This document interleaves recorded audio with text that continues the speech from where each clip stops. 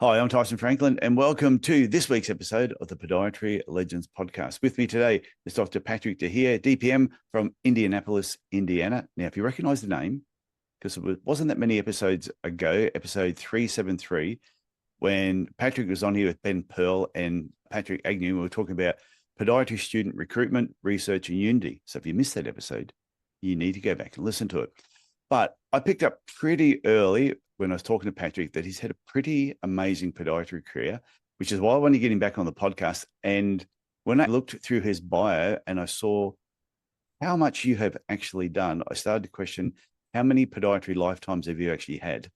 Because it is, I'm looking through your bio and I've gone, where did you find the time to do all this? It's amazing. Thank you. I get asked that question a lot, but I think it's just I really love what I do and I have a hard time saying no.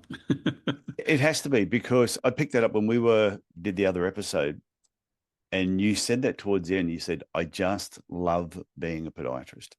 Mhm. And it was actually refreshing to hear someone say that, especially because how many years have you been a podiatrist for now? So I graduated from podiatry school at the Scholl College in 1990. I did a one-year residency back then. I'm from Indiana. I wanted to come back. All the residencies in Indiana were just 1 year. And then I did a fellowship which there weren't even fellowships after at that point, but I did a fellowship for a year after that. So I had 2 years of training. And so I've been in practice for 33 years in total. Okay, I've got to ask a question. Why podiatry? How did you get into podiatry in the first place? Yeah, it's interesting. I went to Indiana University and I went to school as a pre-dental major and I was going to be a dentist. And somewhere in my second year, I visited my dentist and I realized that was not a good choice. And there were several things that didn't resonate with me. And at that point, I wasn't sure what I wanted to do. So I was considering marine biology and some other things. And my counselor at IU actually recommended podiatry, and I didn't know anything about it. And I was talking on the phone with my dad, who played golf with a podiatrist, and he said, "Well, I know Dr. Ralph Gibney, and I'm sure you could visit him." And I did, and he loved his job. His patients loved him. He did surgery, had a normal lifestyle.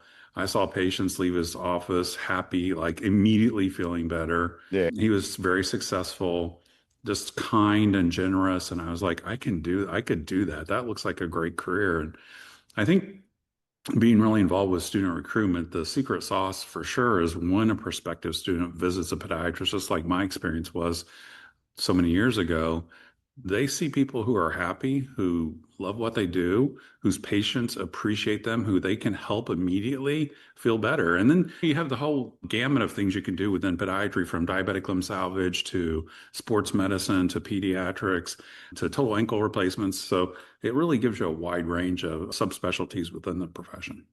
So you said you went to Indiana University, is that right? Yes. Okay. Did you play basketball there as well?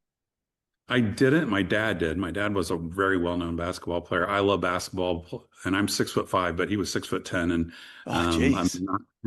I'm not as athletic as he was, but I love basketball. Basketball's been a big part of my life, and that's one of the reasons I was really excited to work with the Indiana Pacers, which I was their team podiatrist for 30 years. I saw that. So you finished in 1990, and from 92 to 2022, you were the podiatrist for the Indiana Pacers. Yes. How Yep. did you score that gig? Well, there's a couple things that happened that led to that. One, my mentor was Rick Lundeen, who was a really big name in podiatry at that point in time, nationally and internationally for that fact. He brought arthroscopy into podiatry. He was doing it unofficially. And then my dad, like I mentioned, was a big time basketball player. He was actually drafted by the Indiana Pacers in the late 1960s, All right. 1909. And so they knew the name and they worked with Rick Lundeen, and they wanted somebody in more of an official capacity than he had been doing it. And I was in the right place at the right time. And I got along really well with the trainer, David Craig. And it just was a great relationship for 30 years. And I take it you still go to the games? Occasionally, so they made a change on the orthopedic whole team back in 2022, and they're like, "Well, we're going to change everything." And I was like, "Okay, that's fine. I've done it for 30 years. That was enough." And they had a really nice on the court celebration for me where they recognized me before a game and gave me, I have a couple different jerseys that they've given me, but they gave me one with the number 30 on it to celebrate my 30 years. Oh, that's And cool.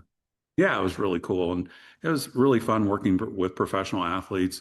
There's a whole sort of nuance to that a lot of people unfortunately don't get to experience, but it can be challenging. It can be very hectic at times. There can be a lot of pressure involved with it also, but it's also incredibly rewarding. So, as the podiatrist for like a basketball team at that level, what was it? Was it a daily contact you had with them, or was it something once a week you caught up with the players, or they only came into your clinic when there was an issue? More the latter, I would say, but I usually would see them at the beginning of the season, help with their orthotic prescriptions and evaluate them, and then as needed. Oftentimes, the trainer would call me and ask me to either come to a game or a practice, and then occasionally the players would need something more urgent, and they would come to my office. But it varied from year to year quite a bit on how much I did, on just based on how much they needed me. Did you go along to the games when you were the team podiatrist at the time? Yeah, not all of them, but definitely some of them. And the Pacers are such a great organization. They actually had every medical specialty as part of their healthcare team, and including like pediatrics for the players' kids. And so at the beginning of every year, they would have a sort of a team doctor reception dinner. And then they'd have a lottery for tickets for us for the games. And they would have usually the general manager there and the coach and a player or two. And we got to interact with them and talk with them and hang out with them. It was just always really fun. And the Pacers are just a first class organization, and they were great to work with. What made you decide it was time to hang up the boots and not do that? Honestly, it wasn't my decision. It was theirs. They were changing the whole orthopedic team. And yeah, and that happens in sports, and especially at high levels like that. And initially I was a little bit caught off guard. I can't lie about that. But once I came to terms, like I've done this for a long time, it's okay. Yeah, I know, because we have the Cairns Taipans where I live in the National Basketball League. And it was interesting when they first kicked off 20 something years ago. I was a podiatrist for the team, did that first 2 years. Then all of a sudden there was a change of coach, and they dropped us and just went with another podiatrist. And we went, well, what the? And we're talking to the team doctor, going, what happened there? He goes, oh, I had no control over it. This person knew this person, and they've made that decision. I went, oh, okay. Anyway, it only lasted about 5 months, I think, with the other person. The next minute, the coaches ring up saying, please, we need you to come back. And I'm like, no, I don't want to do it now. And they're going, please. So we did. And we did it for the next 15 years. It was a long period of time. But we had a really good arrangement with them. Same thing, doing screenings at the beginning of the year. And we ended up having like a corporate box at the game. So we were at every home game. And we did a bit of a deal with them to actually get that, which would be a lot cheaper in the NBL than in the NBA. I bet, yeah.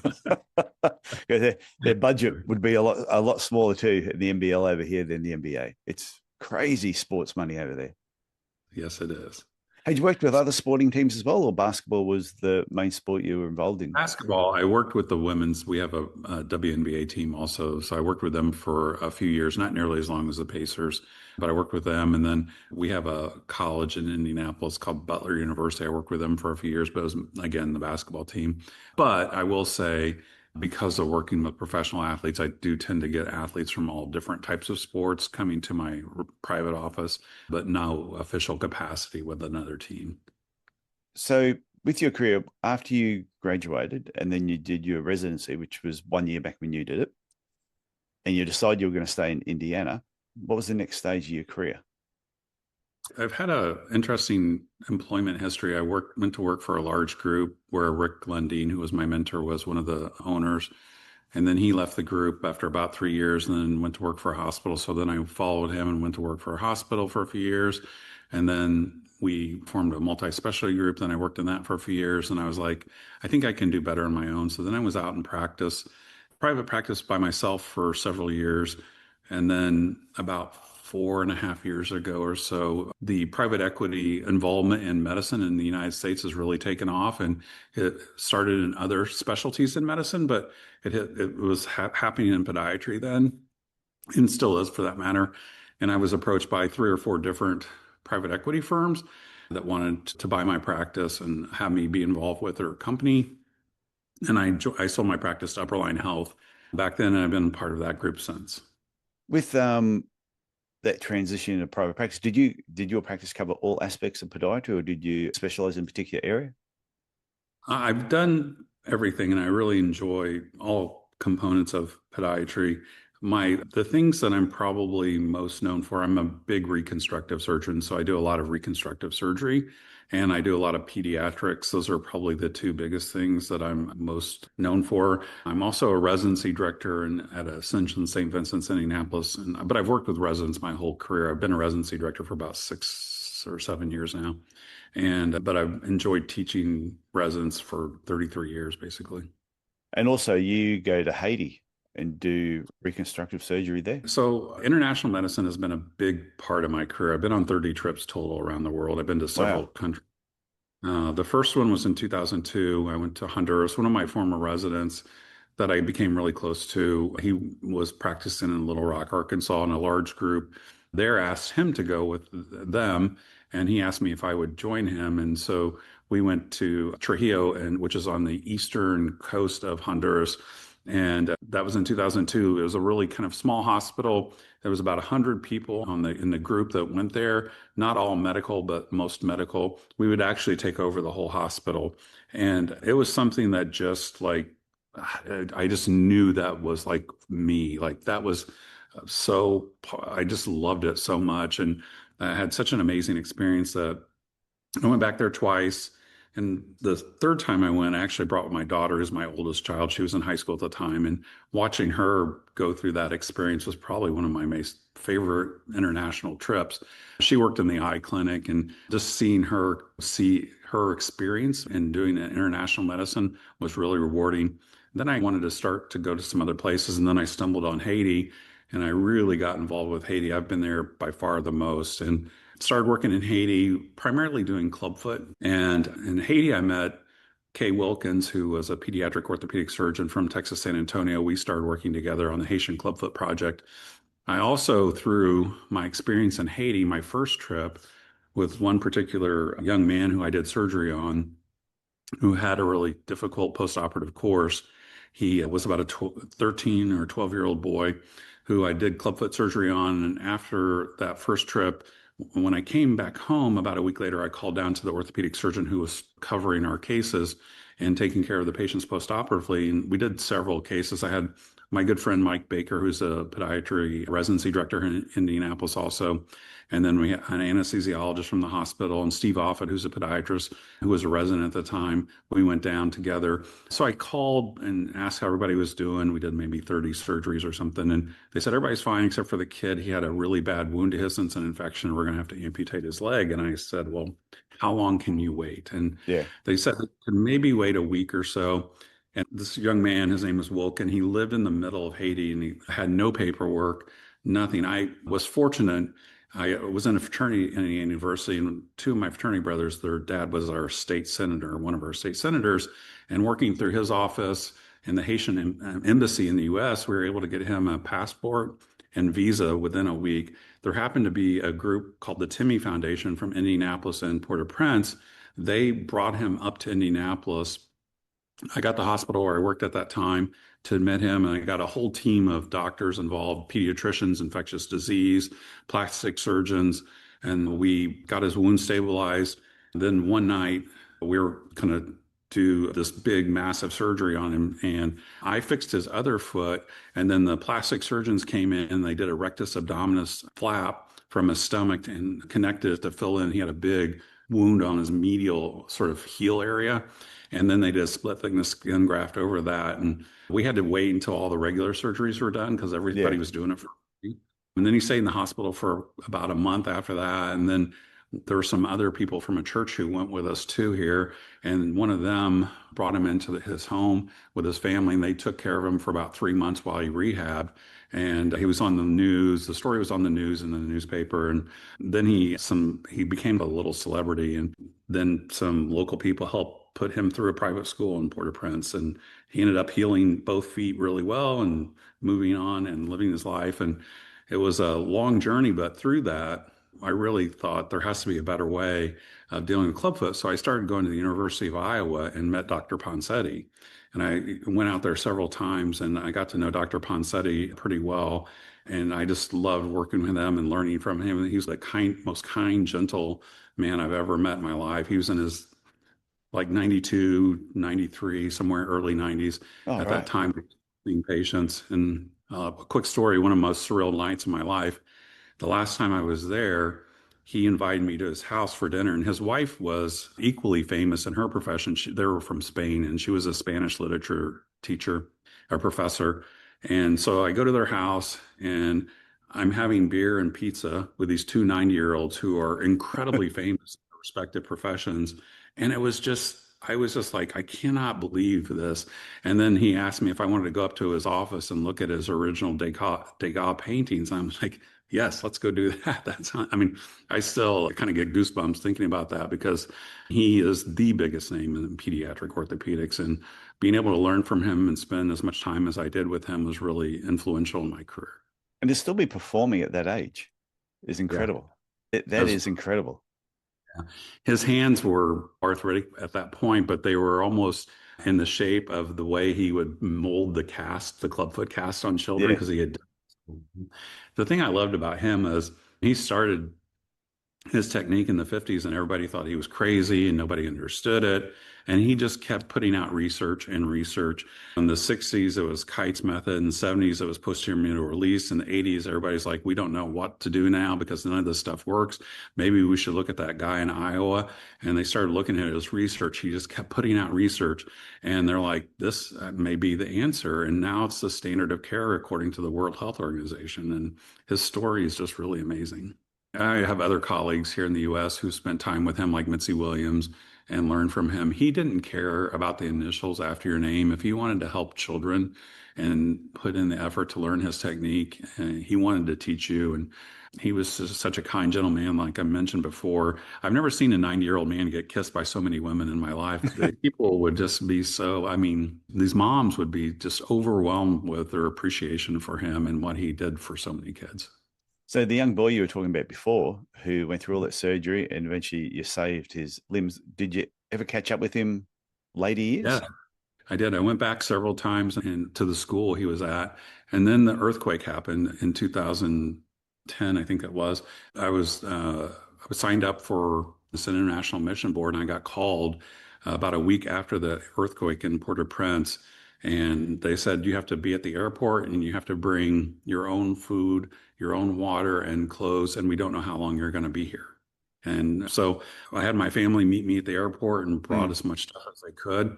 And I flew from Indianapolis to Fort Lauderdale. And then I was in a small airport in Fort Lauderdale and I got on a private plane with two NBA basketball players and a famous football player who were going down for the earthquake literally a week after. Desmond Howard, Alonzo Mourning, and Samuel Dallenberg. And so we were on the same flight together and got into Port-au-Prince, and there was like a field hospital at the UN in a big tent. And I get there and they ask me what I do. And I say, I'm a podiatrist, foot and ankle surgeon. And they're like, what else can you do? And I'm like, I go, I can do wound care. And they're like, okay, you're in charge of wound care for the whole hospital. And they're like, and these guys are going to help you. And they had these Portuguese EMS guys who were there. There were people from all over the world there helping. And everybody was staying in the airport property, which was adjacent to where the UN was. And they didn't speak any English. I didn't speak Portuguese. But we would every day go around and pre-medicate all the patients in the hospital because they had really painful wounds, severe crush injuries, massive wounds all over.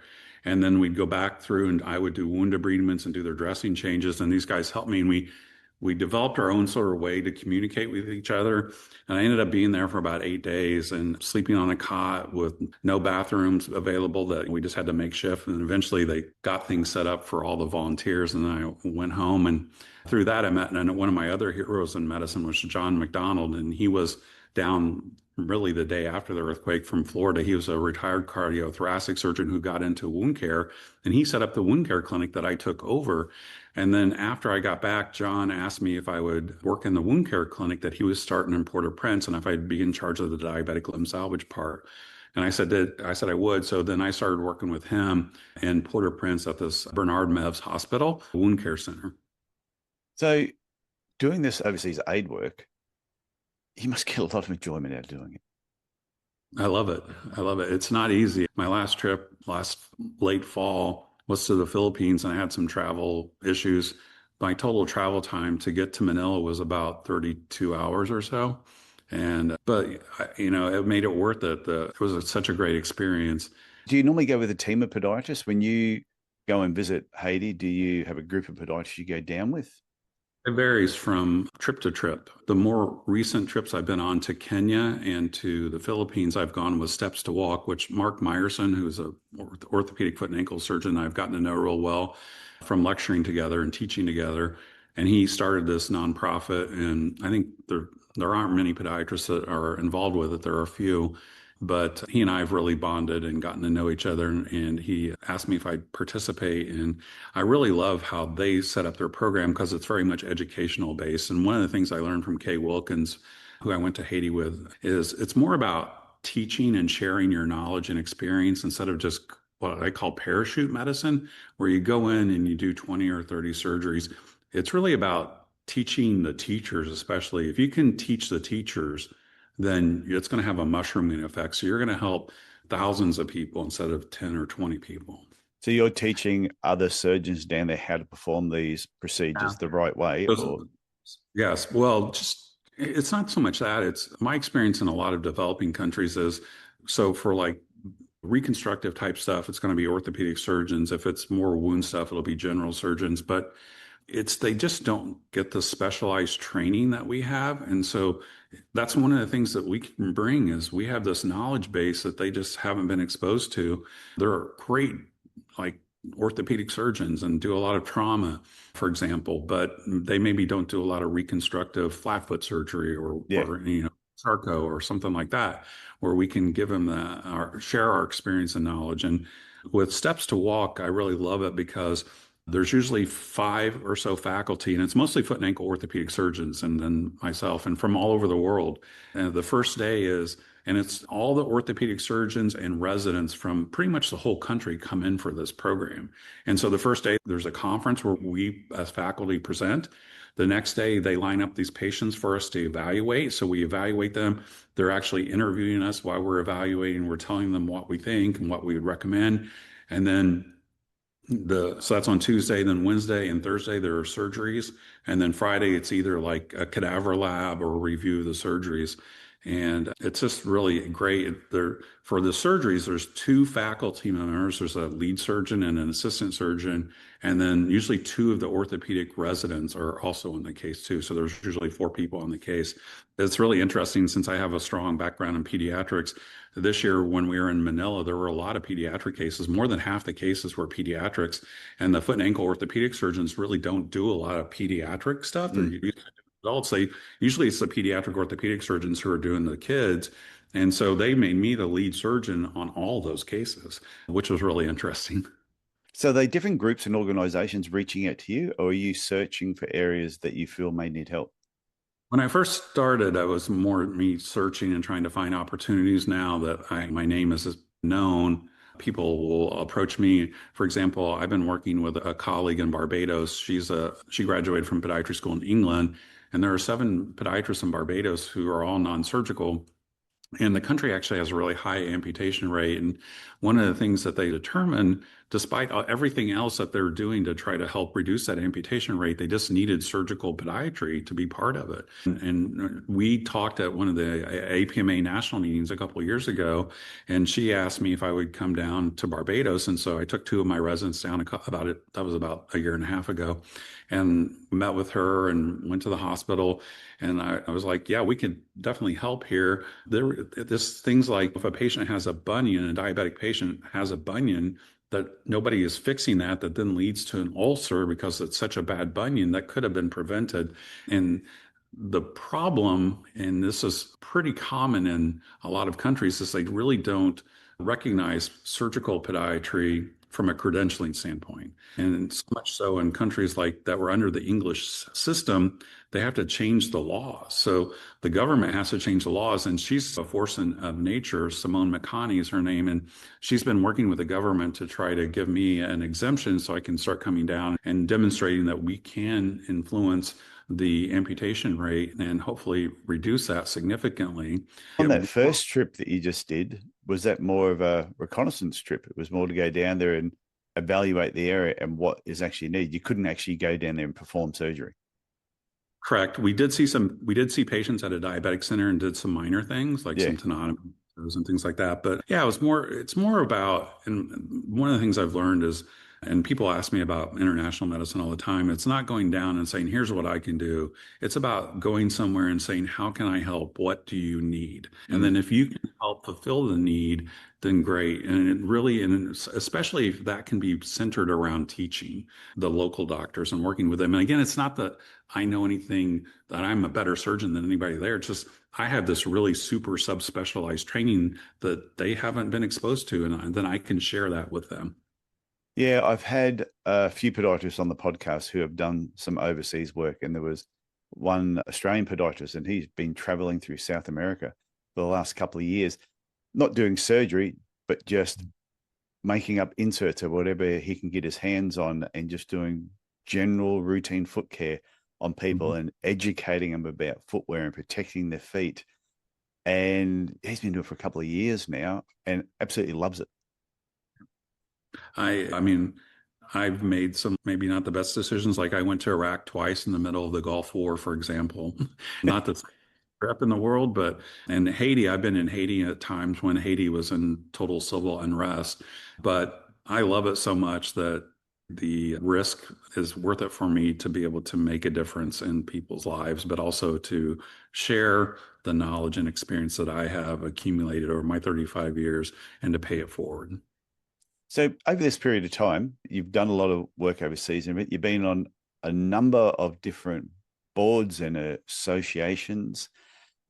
How important is it for you to actually be involved in the profession in that way? Well, when I finished my residency, I was at our state meeting and I was complaining about the quality of the meeting. And they're like, okay, that's fine. You can be on the CE committee now, the continuing education committee. And I'm like, okay, I'll do that, but don't ask me to get involved in politics because I'm never going to be doing that. I'm going to be more in the educational stuff. And look at me now, I'm president-elect of APMA, and I've had several board positions and I've been on a million committees. And I will, once I got on the board for our state association and went through all those stages or positions on the state board, I really started to enjoy the leadership part of that. I like trying to help direct where the profession is going. And my whole thing is to leave it better than I found it. My father-in-law was also a podiatrist, and he passed away about a year and a half ago in his mid-80s. He worked in my office until he was like 82 or 83. And I love podiatry, but he really loved podiatry. And people like him, my mentor, Rick Lundeen, Teddy Clark, who was the president of APMA from Indiana. He was the first African-American president of APMA. Earl Kaplan, Dalton McGlamory, who just recently passed away. All those people paved the way for us who are practicing now. And it's our responsibility to pave the way for those people following us and to continue to advance the profession. And I can really do that at a high level, being involved in a national organization like APMA. With the national boards in the United States, do you connect with associations in other countries a lot, or you don't have much to do with them? Not a lot, somewhat, but I do think there's opportunity. It's been interesting to lecture internationally, like at the International Federation for Podiatrists meetings, the Global Health or the Global Podiatry meetings. Yeah. I'm going to be the keynote speaker next year for it. And seeing podiatry grow all throughout the world in the different stages that it's in different countries is really encouraging. But I think that we need to first work on the lexicon so everybody's using the same terminology, and then start to set some like qualifications to what those things mean. I really think they're the two terms that need to be used, especially on the international platform, are podiatrists and podiatric surgeons, because Yeah. they're totally different. And what the qualifications are for those, I have my own opinions about, but I think the standards need to be set, and then all the countries who want to see podiatry flourish within their country need to figure out a way to meet those standards that have been set. And Feel I free to think, share your opinion. Tell us how you think it should be. yeah, I mean, I think that to be a podiatrist, it should be a graduate degree, not an undergraduate degree. And then I think to be a podiatric surgeon, you should have a postgraduate medical educational experience, like a residency program. And I think those are the two qualifiers. I think board certification should be part of that too, to be a podiatric surgeon. But the word podology is used a lot. Chiropodist is still used in some places. Yeah. And some of them are just like almost a technical degree versus a graduate degree. So I think if everybody could start to agree on some standards and some terminology, then everybody can work towards a common goal and help each other. Some part of that I agree, and other parts I can see how other people are going, oh, it's going to be so confusing to try and get it standardized everywhere. Yeah. It's even the UK system, they've started introducing, if there's anyone from the UK listening to this, and if I'm wrong, please let me know, but they've introduced like apprenticeships where you don't have to be at the university for the whole 4 years. You can be doing a lot of your education in the clinic itself, and you go to university at different times, and they're calling it like an apprenticeship program, which is a completely different pathway again. Right. And I think in Canada, it's more like an undergraduate degree too. I don't know remember the specifics, but I've lectured in Canada and I've talked to a lot of Canadian podiatrists over the years. But again, not a lot of Canadian podiatrists are doing surgery. Kind of varies from province to province. Yeah, well, in Australia, we pretty much finish high school and it's an undergraduate degree. We just go straight in, do podiatry. 4 years later, you come out and you start working. Yeah.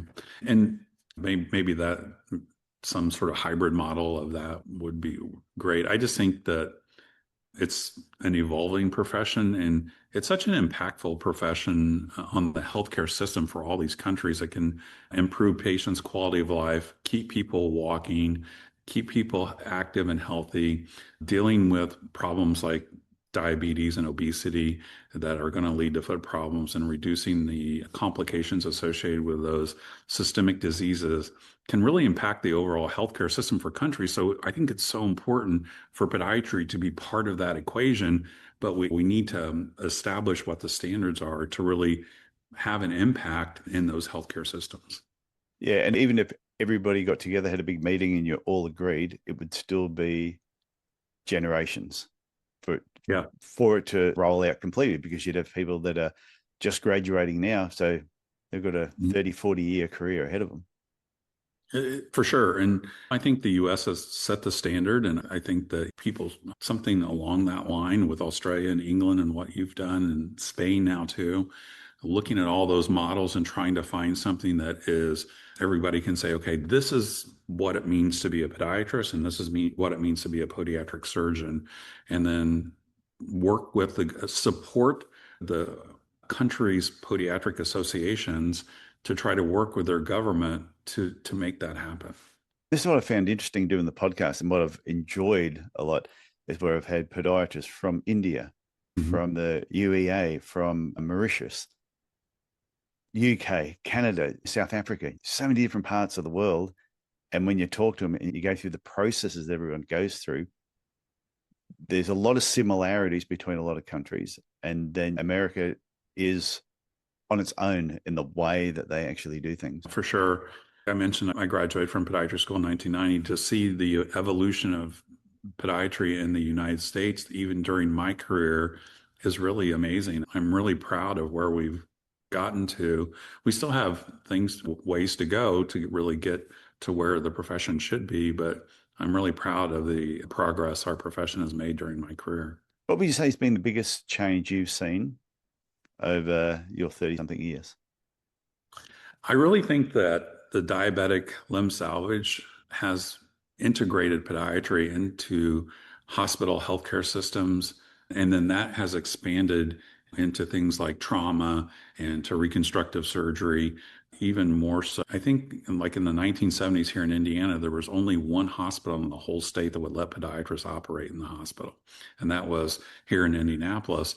And now to think that we can admit our own patients and do total ankle replacements or take trauma call, or I'm doing pediatric surgery, it's just amazing how far it's come.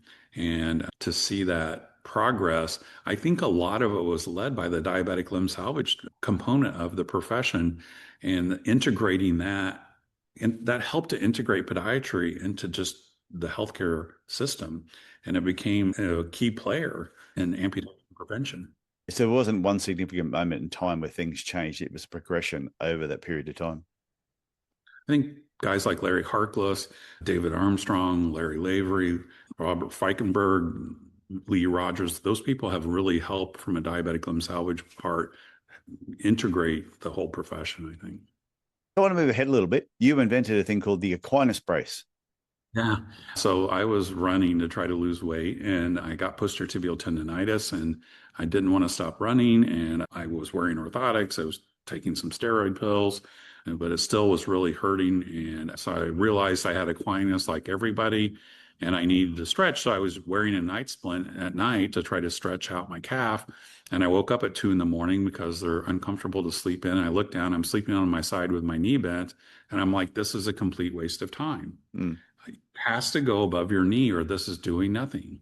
And so that was the genesis of it. I realized the brace needed to go above the knee. And then I also realized the foot position mattered too, that you need to have the foot supinated so that you can lock them in tarsal joint. And then all the force is going to be in the hind foot. But also when you supinate the foot, you externally rotate the tibia, which locks the knee. You can't lock your knee into full extension unless your tibia externally rotates via the screw home mechanism. So that's where the idea came from. I had a friend who was a sales rep. I told him about it. And he goes, I know the guy that can help us make this come to reality. So the three of us formed a company called IQ Medical, Ricky Heath and John Moore and I. And then we brought the brace to market. It was really a learning experience for all three of us. It, like anything, took much longer than we thought and cost a lot more money than we thought it would. But it's pretty amazing to see something that you dreamed up in your head come to life into a real thing. Did you use it on yourself and did you get back running? So it took us about 5 years. It really took about 5 years to get it actually in production. I kept running though. So did you end up being one of your own patients, testing this out on yourself? Oh yeah, I was testing all the sort of different versions of it coming up on myself for sure. I have a size 14 shoe, so it's really pushing the limits on the size of the brace, but I was able to try them out as we were going through different ideations of it. And this is what I was talking about when I did the introduction with you, where you've had a very successful podiatry career. You've been on so many boards and associations and held so many different positions. You're going to be the next president of the APMA. You've done all this volunteer work overseas. You've invented the Aquinas Brace. With all that going on, what's next? You must have other things in the pipeline that you're going, I've got more to do. My favorite thing that I do in podiatry is being a residency director. I love it. We have 12 residents at our program, so we have 4 per year, or it's a 3-year residency. And I become really close to the residents. We have a great program and I just love teaching. I love watching the residents develop. We just had a new group start a week ago. So watching them develop from July 1st when they start over 3 years to the June 30th of their 3rd year when they graduate and I see them out. We always have our graduation party in kind of mid-June. And it's a kind of a running joke at our residency program that I cannot get through my speech at their graduation party without getting very emotional because they become like my kids and I'm so close to them and I'm so proud of them. And I can see what they have to offer to not only their patients, but the profession also going forward. And it's really something that I love doing and I feel honored to be able to teach them. So when somebody does podiatry in the United States, they go to podiatry school, they get their degree. They've done an undergraduate degree beforehand, haven't they? Then they Yeah. go to podiatry school. If somebody doesn't do residency, they can't work as a podiatrist. Right. They can't get licensed in the States any longer without doing a residency. Yeah. So they do the podiatry school. Are there enough positions around the country, residencies for everybody who graduates? Yes. There are actually more residency spots now than students. Okay, that's good. Because I'd heard years ago that sometimes it was a struggle. People would finish and then it was difficult to try and find a residency. Yeah. I mean, when I was going through it, that was the case. Yeah. And I take it all residencies are not equal. Some have Well, got a better reputation. they're all standardized. They're all 3-year residencies and they're all Yeah. held accountable to the same standards by our governing organization, the Council on Podiatric Medical Education. With that being said, yes, there are some residency programs that are the leading residency programs for sure. So you have 12 residency spots in your program. So there would be a lot of podiatrists, if they really want to work with you, do they contact you while they're in podiatry school and start reaching out that way? How do you actually select who does a Yeah, residency? so in the US, the students during their 4th year rotate through different hospitals. Most of the time they're for 1-month rotations, some are for 3-month rotations, and it's a little bit of a getting to know each other. It's also part of their educational experience. So they're getting that practical experience and getting out of just the book experience from learning. So we have probably around 50 to 60 students through the year coming through our residency program as externs, somewhere between 4 or so a month.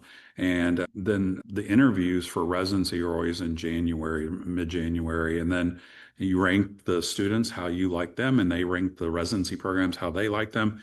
And then there's a match that comes out in mid-May, and then you find out who you match with.